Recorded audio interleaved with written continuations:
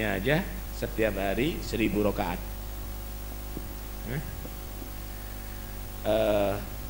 Al-Imam Abu Hanifah radhiyallahu anhu, beliau ketika jalan ada yang ngerasani, ini orang kalau sholat setiap hari 1000 rakaat. Kaget Abu Hanifah, nggak benar orang ini kalau ngomong, ngawur, saya masih 500 rakaat padahal kata dia. Akhirnya sampai ada di rumah, supaya klop dengan omongannya orang husnudzon berlebihan dengan saya, padahal saya di bawah itu, saya harus sama dengan apa yang diperkirakan atau yang disangkakan oleh orang tadi itu. Kalau enggak saya menipu nanti. Dituntut dirinya sholat 1000 rakaat. Kalau kita kan enggak pernah qiyamul lail padahal tidur ngorok sampai subuh, farhan senyum-senyum. Yuhibbuna ayyuhmadu bima lam yaf'alu, seneng kalau dipuji padahal enggak ada pada dirinya. Orang yang demikian ini sebetulnya orang enggak tahu diri. Dia nggak tahu diri, dia ketipu sama orang. Sama dengan kalau ada orang berkata kepada kamu gini, Masya Allah, kentutnya kamu itu wangi, luar biasa. Seneng ini orang. Kira-kira gambarannya orang ini apa ini? Ini nggak waras ini, nggak waras, dibohongi pada goro ini, ya. Dia tertipu dengan pujiannya orang. Karena itu kalau ada orang seneng dipuji padahal nggak ada pada dirinya, ini orang goblok ini. Sama dengan orang itu, udah persis. Seharusnya ketika pujian itu didengarkan, diterima, dikoreksi, bener apa enggak, astagfirullahaladzim, orang ini husnudzon dengan saya yang menipu. Orang ini nggak tahu saya sebenarnya. Baru dituntut dirinya untuk bisa sesuai dengan pujian tadi itu. Itu orang yang waras. Karena itu Sayyidina Ali bin Abi Thalib karramallahu wajhah, beliau kalau dipuji dia berdoa, Allahumma waj'alni khairan ma yaqulun waghfir li fima la ya'lamuna wa la tu'akhidni bima Allahumma la tu'akhidni bima yadunnun waj'alni khairan mimma yaqulun waghfir li lima la ya'lamun. Ya Allah, la tu'akhidni, jangan engkau siksa aku dengan apa yang mereka sangkakan kepada aku. Mereka husnudzon ya Allah, tapi aku orang jelek, masih husnudzon kepada aku, jangan engkau siksa aku ya Allah. Waj'alni khairan mimma yaqulun, jadikan aku lebih baik daripada apa yang dia ucapkan ya Allah. Kemudian waghfirli lima la ya'lamun, ampuni aku ya Allah daripada apa yang tidak mereka ketahui ya Allah. Enggak merasa dirinya hebat kalau dipuji. Ini yang luar biasa. Nah kalau kita ini tertipu dengan orang yang memuji, hati-hati, jangan deket-deket. Kita kadang-kadang kalau dipuji seneng, wah ini muhibbin khair ini orang ini, tayyib ini, seneng, didatangi terus. Kenapa? Dipuji terus, dia diangkat terus, ditelik terus. Lupa daratan. Sebenarnya kalau kita ini tertipu dengan orang yang memuji, kita harus kasih pelajaran untuk orang memuji. Uhdud turab ala wujuhil maddahin, kata Nabi. Ambil tanah siramkan nih, gara-gara kamu suka muji aku. Prak. Artinya benci orang yang demikian ini. Ini nggak benar orang yang suka muji-muji ini. Pernah satu orang dipuji di muka Rasulullah SAW, memuji temannya. Muji temannya bukan Nabi. Faqad dabahtahu bighairi sikin. Kamu ini bukan cinta sama saudara kamu. Kamu sudah sembelih saudara kamu dengan tanpa pisau. Maksudnya apa? Kamu buat gagal orang ini. Amalnya sebetulnya bagus, bisa diterima oleh Allah. Gara-gara kamu puji akhirnya ujub, dia bangga diri. Nah kalau sudah ujub, al-ujbu ya'kulul hasanat kama ta'kulun narul hatab. Orang kalau sudah menganggap dirinya hebat atau amalnya hebat, maka akan terkikis amalnya, hangus amalnya, sebagaimana api akan dengan cepat dihanguskan oleh sebagaimana kayu akan dengan cepat dihanguskan oleh api, sia-sia. Nah kalau sudah hangus bisa dibuat bingkora misalnya, atau dibuat plafon, nggak bisa. Begitulah juga sholat kita, zikir kita, gara-gara dipuji nih sama orang-orang yang bohong ini, Akhirnya udah lupa diri, merasa dirinya hebat, maka hangus semua amalnya tadi itu. Karena itu hati-hati. Nah, di sini perlu kita koreksi diri dan kita tingkatkan kita amalnya dengan sebaik mungkin. Jangan percaya kepada siapapun yang memuji Anda. Anda lebih tahu siapa diri Anda. Koreksi diri baik-baik dan jadilah orang yang betul-betul dinilai secara tepat, bukan terlalu berlebihan. Mudah-mudahan insyaallah kita semuanya menjadi orang yang bisa tahu diri, mawas diri dan koreksi diri, dan insyaallah akan menuju kepada kesempurnaan. Wallahu a'lam. Assalamualaikum warahmatullahi wabarakatuh. Assalamualaikum. Ustaz Taufik, saya mau bertanya, kalau salat fardu sendiri dapat 1 fadilah, kalau berjamaah dapat 27 fadilah.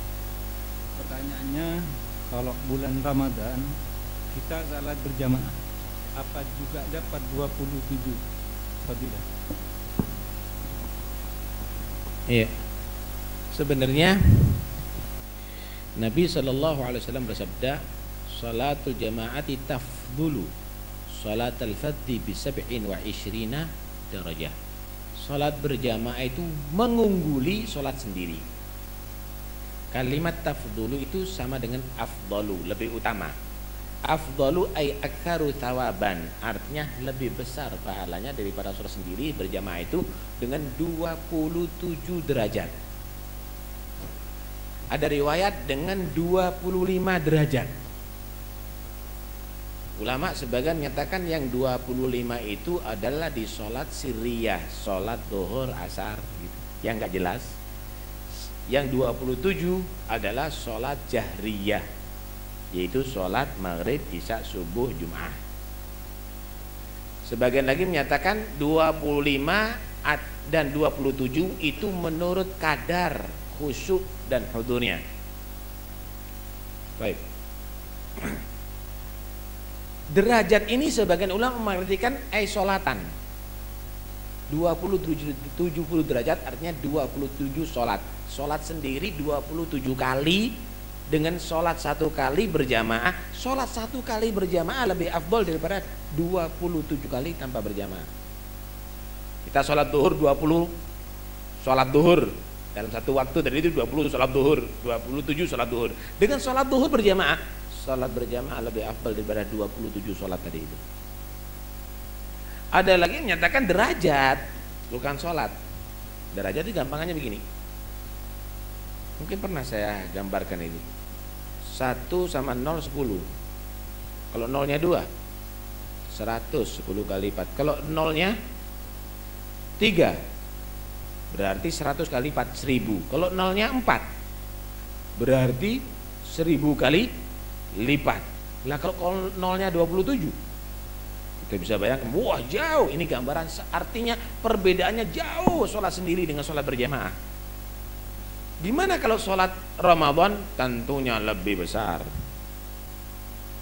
Nabi SAW bersabda, man taqarraba fi Ramadan binafilatin faka'annama taqarraba bi faridatin fi ghairih, wa man taqarraba fihi bi faridatin faka'annama taqarraba bi 70 faridah min ghairih. Siapa orang yang beribadah sunnah di bulan Ramadan, maka sunnah tadi itu diganjar dengan pahala fardu di luar Ramadan. Jadi seperti melaksanakan sholat fardu di luar Ramadan. Bukan berarti sunnahnya jadi fardu, tidak. Ganjarannya aja. Hah? Dan barang siapa yang beribadah kepada Allah di bulan Ramadan dengan yang fardu, maka sama dengan 70 fardu di luar Ramadan. Kalimat 70 dikrul adat, ya, disebutkan jumlah itu 70 bukan berarti litahdid, tapi dilala ala takdir. Bukan karena membatasi 70, itu menunjukkan banyak begitu. Sama dengan saja telepon kamu 70 kali nggak kamu angkat, mungkin bisa lebih itu, bukan 70. Artinya sering saya telepon kamu. Nah, begitulah Allah, Nabi SAW memberikan bandingan gambaran ya jauh lebih besar daripada di luar Ramadan itu.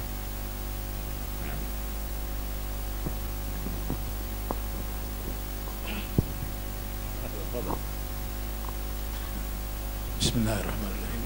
Yang pertama, keterangannya Ustaz tadi tentang apabila kita berjamaah witir dengan imam, kemudian kita akan nambah satu. Imam salam kita nambah satu. Apa mufarokoh, apa menunggu salamnya imam? Karena sebagian kita mengamalkan imam salam baru kita berdiri, tidak mufarokoh ketika tahiyat yang pertama. Yang kedua, perbedaan isyraq dengan duha, sholatul isyraq. Terus yang ketiga, yang waktu diharamkan sholat itu yang diperbolehkan khusus Makkah apa juga Madinah? Kalau niatnya sudah 2 rakaat, sholat witir 2 rakaat, padahal imamnya niatnya 1 rakaat, ya tunggu aja imam itu salam, paham ya? Sehingga mendapatkan pahala berjamaah sempurna bersama imam, kemudian nambahi 1 rakaat, begitu.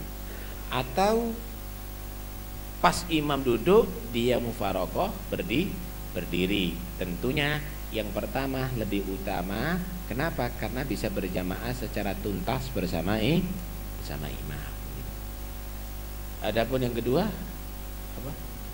Isyraq sama duha. Sebagian menyatakan sama isyraq dan duha, tapi sebagian lagi membedakan antara isyraq dan duha. Yang jelas ada hadis begini, man tawadda'a fa ahsanal wudu. Siapa orang yang wudu di rumahnya bagus wudunya, artinya dengan mengamalkan sunnah-sunnahnya. Tsumma atal masjid, kemudian masuk ke masjid, sholat subuh, dan dia tetap tidak berpindah daripada tempat sholatnya, melaksanakan berzikir sampai terbit matahari ketinggian 1 tombak, sholat 2 rakaat. Sholat 2 rakaat, maka Allah akan menulis bagi dia pahala haji dan umroh yang sempurna. Jadi setiap hari dia mendapatkan pahala haji dan umroh, bisa ini orang ini. Haji dan sempurna dan umroh yang sempurna. Ada yang menyatakan hajjain wa umrotain tamaten, 2 haji dan 2 umroh sekalian. Setiap hari Anda bisa mendapatkan pahala itu, asal wudu yang benar, berangkat ke masjid, sholat berjamaah di masjid, kemudian duduk baca Quran, baca wirid sampai terbit matahari ketinggian 1 tombak, 2 rakaat, pulang. Haji umroh. Di nanti di hari kiamat itu ada orang bukan haji setiap tahun, haji setiap hari, umroh setiap hari. Ya bagi orang yang melaksanakan ini. Karena itu insya Allah kalau kita dikasih hadiah umroh masuk TV ya, wow, mendapatkan hadiah umroh, padahal 1 kali. Nabi menawarkan setiap hari kamu bisa mendapatkan pahala umroh dan haji. Nggak ada yang tertarik, kosong terus masjidnya. Saya iya, walaupun isyraq iya harus mendukung Badrul Rumhin. Nah, setelah Badrul Rumhin itu isyraq. Setelah itu ada yang menyatakan itu termasuk bagian duha, ada yang menyatakan tidak. Imam Ghazali menyatakan itu lain, isyraq dan salatul duha. Untuk Madinah ada khilaf. Untuk Madinah ada khilaf. Menurut Imam Malik, Madinah sama dengan Makkah, tapi jumhur tidak. Hatta sholat Madinah 1 rakaat itu seperti 1000 rakaat. Itu ada yang menyatakan khusus masjid yang dibangun oleh Nabi. Tausiah nggak masuk, karena Nabi menyatakan wa masjidi ada, masjidi yang masjid yang dibangun oleh Nabi. Tapi ada yang menyatakan walaupun tausiah masjid itu juga masuk. Adapun haram Madinah nggak masuk menurut jumhur, tapi menurut Imam Malik sama dengan Makkah. Bismillahirrahmanirrahim.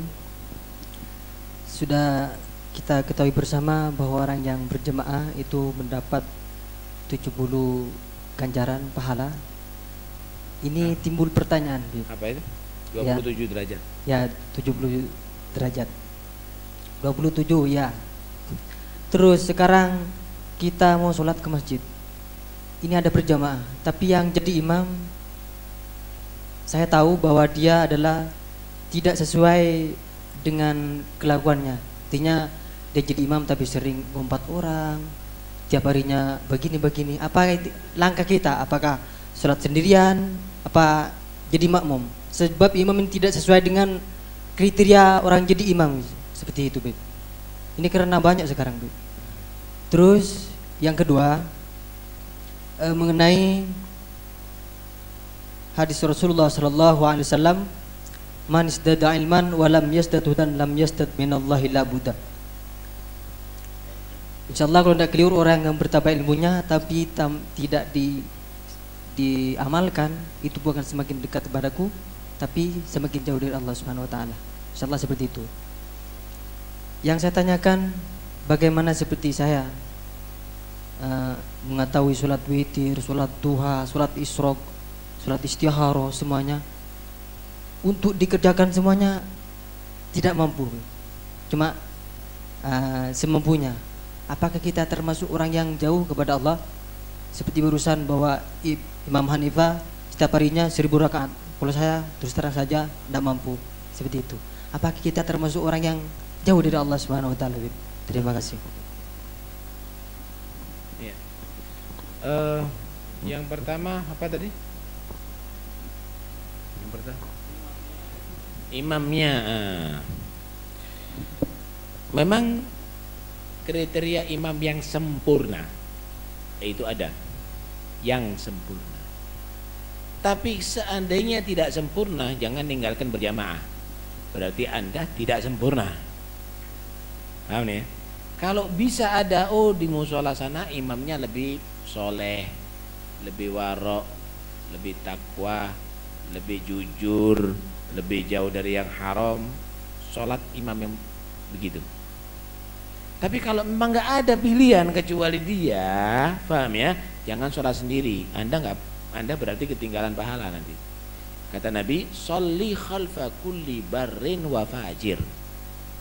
Sholatlah kamu di belakang orang yang soleh maupun orang yang zalim. Itu urusannya dia sama Allah. Yang penting kamu berjamaah yang diperintahkan oleh Nabi. Paham nih? Nah. Kemudian untuk masalah yang kedua, gimana saya ini belum bisa sholat sunnah yang begitu banyak, saya ini bisanya dikit. Ya nggak apa-apa, berarti Anda lebih dekat kan? Paham nih? Anda kan lebih bagus daripada nggak sama sekali. Kalau nggak sama sekali nggak ada peningkatan namanya itu. Saya bisanya cuma 2 rakaat, nggak bisa 4 rakaat gobliyah, nggak apa-apa, lebih bagus daripada nggak sama sekali, kan gitu kan? Ya tentunya yang 4 rakaat dengan sama-sama khusyuknya, sama-sama ikhlasnya, itu lebih baik.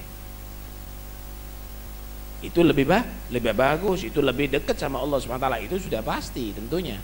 Karena itu jangan nggak ada peningkatan sama sekali. Nah ini tambah ilmunya kok nggak tambah bagus, kok nggak ada peningkatan. Ini mau nggak mau tambah jauh dari Allah Subhanahu wa ta'ala. Man izdada ilman wa lam yazid dam lam yazid innallaha illa bu'da. Saya mau tanya sama kamu, ada orang naik sepeda motor dengan orang naik sepeda pancal, mana yang lebih cepat? Sepeda motor. Kemudian naik mobil lebih cepat, naik jet lebih cepat, kan begitu? Nah, bergantung kendaraannya kan, bergantung kendaraannya.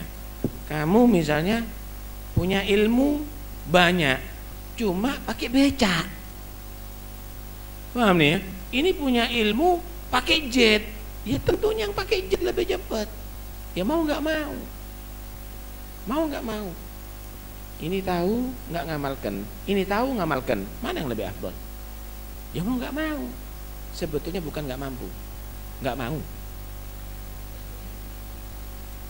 Kalau saya mau tanya sama kamu, kalau kamu melaksanakan sholat witir 11 rakaat, kira-kira bisa mati nggak? Enggak. Kira-kira sakit nggak? Enggak. Keselio kakinya? Enggak. Bisa kan? Bisa, cuma nggak mau.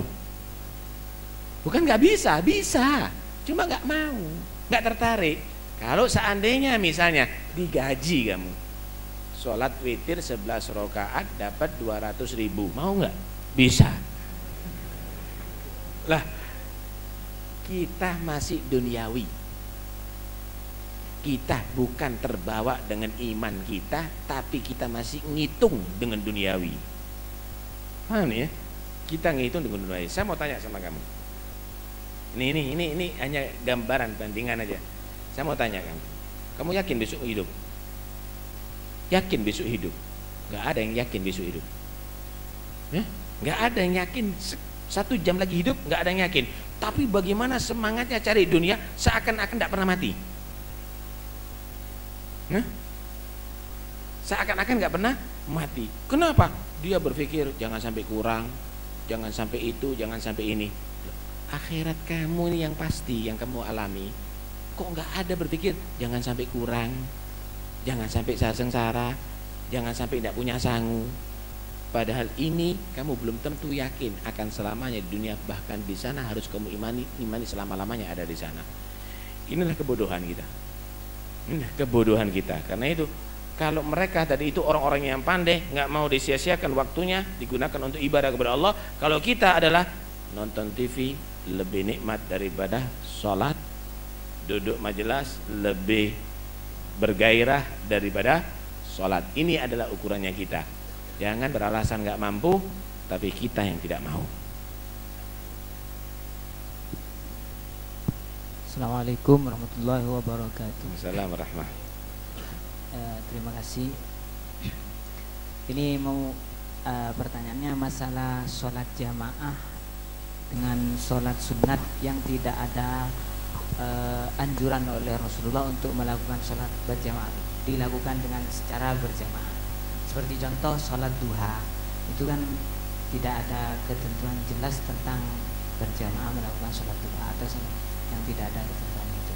Itu bagaimana hukumnya? Terus apakah memang ada dalil dari ulama tentang ketentuan hukum tersebut? Terus pertanyaan yang kedua, menjelang tahun baru ini bagaimana hukumnya orang muslim mengucapkan selamat hari Natal terhadap orang Nasrani? Terima kasih. Yang pertama, gimana kalau sholat nggak ada tasyrik berjamaah kok dilaksanakan berjamaah?